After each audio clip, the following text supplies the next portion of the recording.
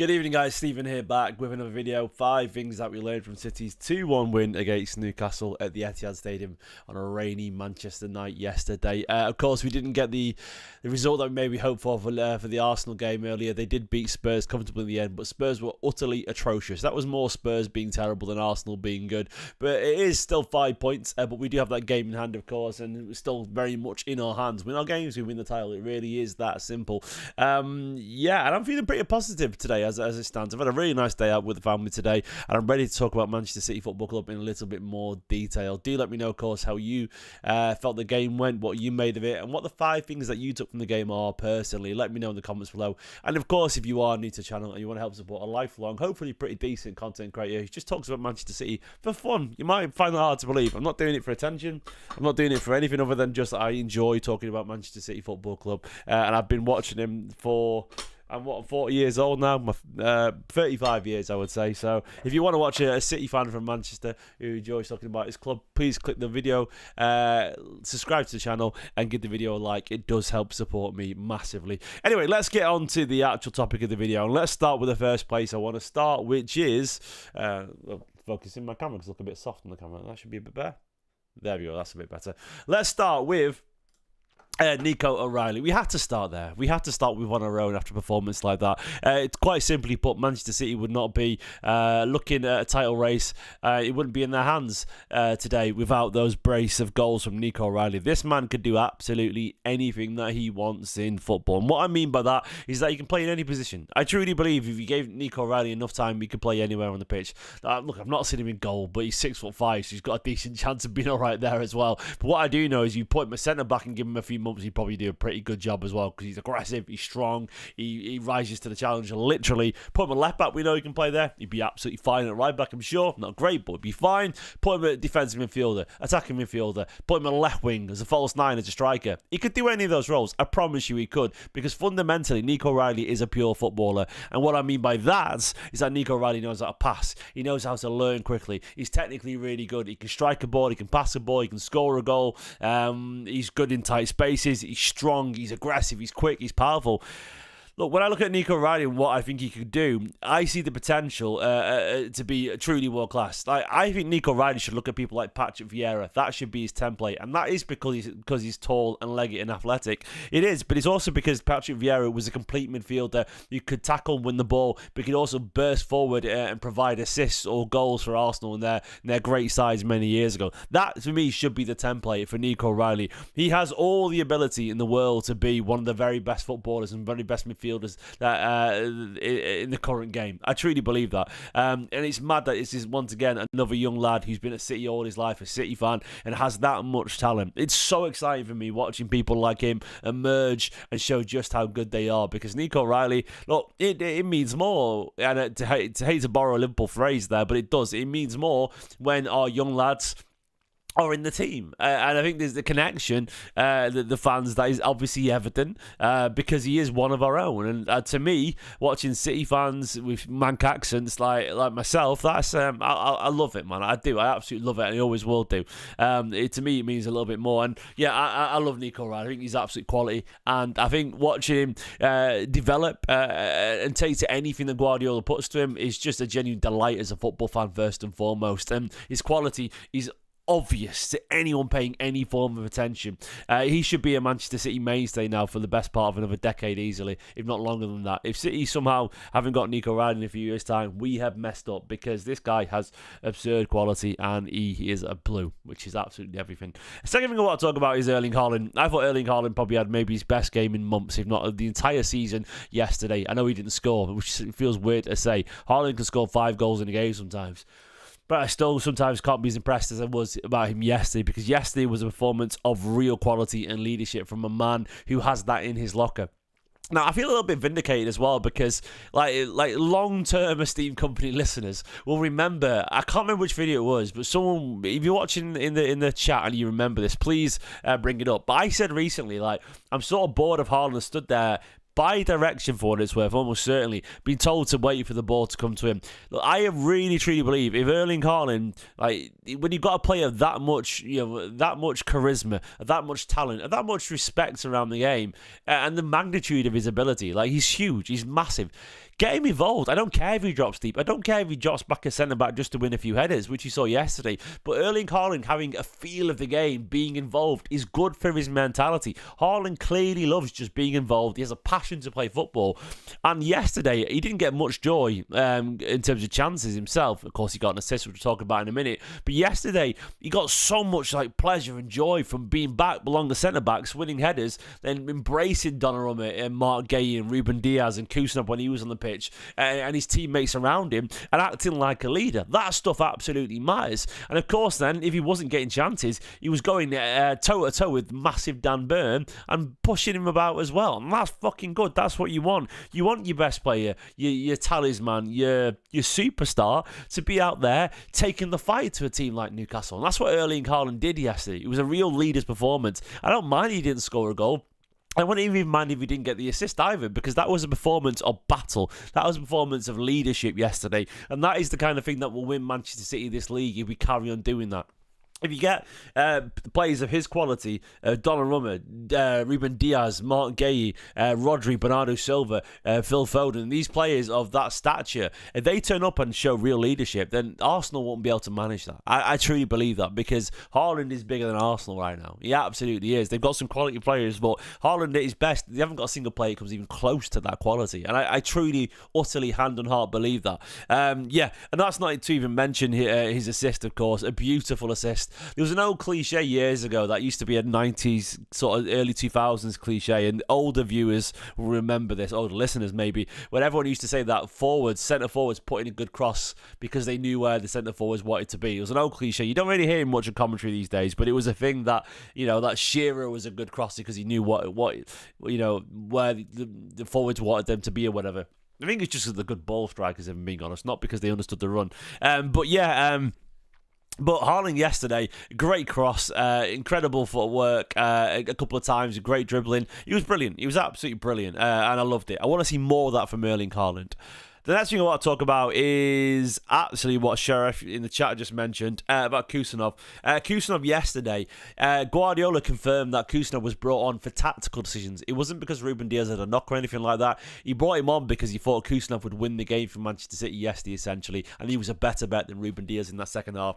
I absolutely promise you, Guardiola was not doing that 2 or 3 months ago. He wasn't. There's no way that Guardiola would ever take off Ruben Diaz and bring on Khusanov or someone like that in a game of this magnitude against Newcastle, because Guardiola utterly, to the point of almost fetishizing experience. He's right to trust experience, by the way, but he loves experience. He loves the trust of players that he trusts. He loves the commitment and the reliability of players that he trusts.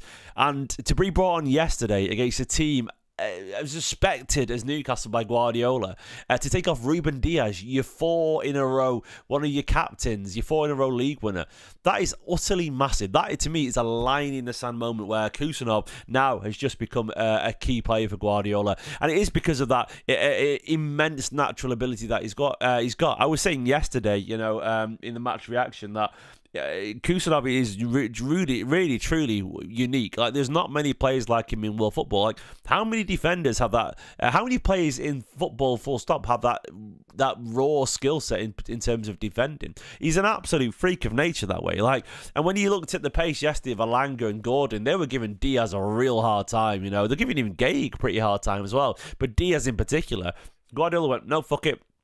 Khusanov's a better player for this game.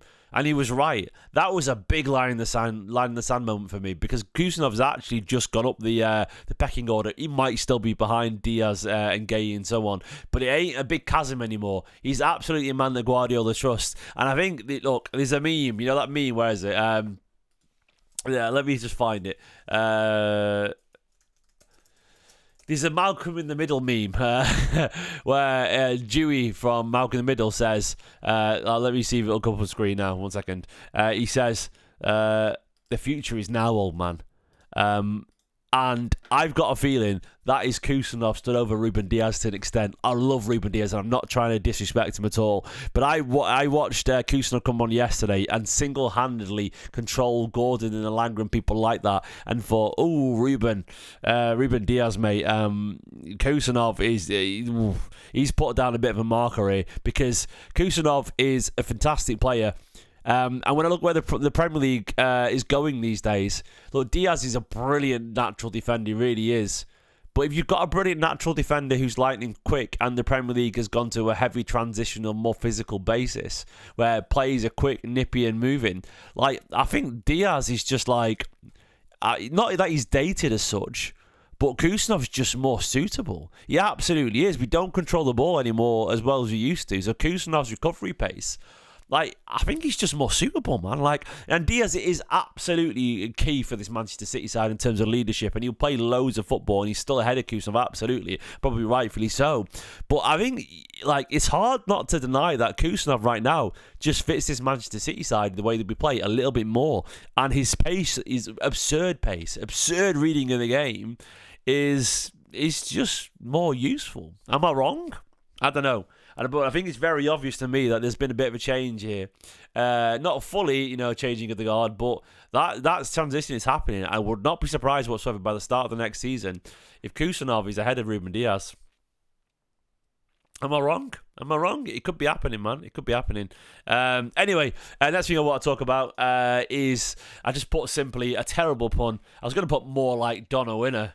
Donnarumma is a fantastic goalkeeper. I am very much in the camp that believes that James Trafford is going to be an elite goalkeeper, and I can hold my hands up, and I was very much in the camp of going, oh, but we got Trafford when we signed Donnarumma, and Donnarumma isn't a great passer of the ball, and blah, blah, blah, blah, blah, blah, blah, and it's going to affect how Manchester City play, and blah, blah, blah, blah, blah. But what I didn't know at the time is how much we needed the experience, the leadership, and I hate saying this because I sound like a TikTok kid or something like that, but the aura of Donnarumma. We absolutely did, man. We needed someone who could come in and give this team a big fucking shot in the arm. And here's another lazy phrase for you. We needed that big dick energy, as the kids would say. We really, truly did.